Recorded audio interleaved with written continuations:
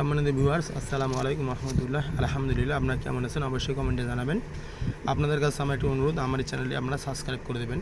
তো সম্মানিত ভিউয়ার্স, আজকে আমরা জানবো কতটুকু সম্পদ থাকলে আপনাকে জাকাত দিতে হবে এবং জাকাত ফরজ হবে সেই বিষয়ে কিছু কথা বলবো।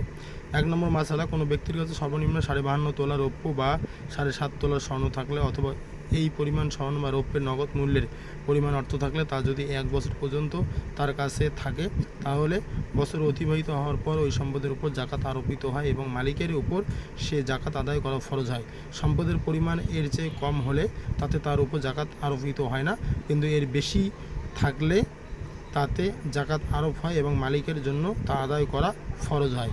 2 নম্বর মাসালা, কোনো ব্যক্তির কাছে 8 তোলা স্বর্ণ 4 মাস বা 6 মাস পর্যন্ত আছে, তারপর তার পরিমাণ কম হলো, আবার 3 মাস পর তার ঘাটতি পূরণ হলো, এমতো অবস্থায় ওই মালের প্রতি জাকাত আরোপিত হয় এবং তা আদায় করা ফরজ হয়।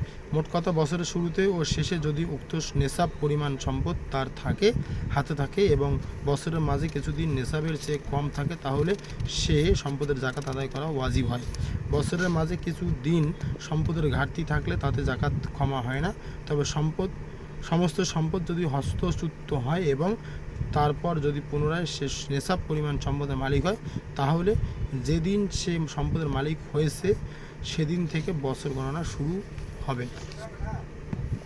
3 নম্বর মাসালা, কোনো ব্যক্তির কাছে বছরের শুরুতে 8-9 তোলা স্বর্ণ ছিল, কিন্তু বছর অতিবাহিত হওয়ার কিছু পূর্বে তার সে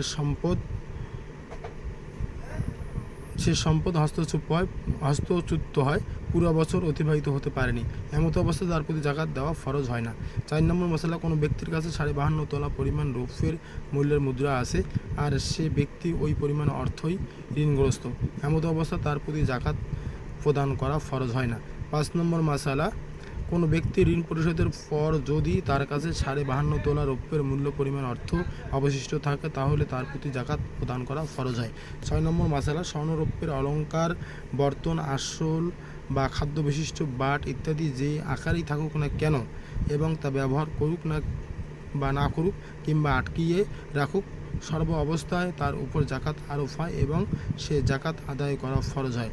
মোট কথা, স্বর্ণ ও রৌপ্যের প্রত্যেকটি বস্তুর উপরে জাকাত ফরজ হয়, তবে উল্লেখিত পরিমাণে নেশাবের কম হলে জাকাত আদায় করা ফরজ হয় না। 7 নম্বর মাসালা, স্বর্ণ রৌপ্যের জিনিস যদি খাঁটি না হয়।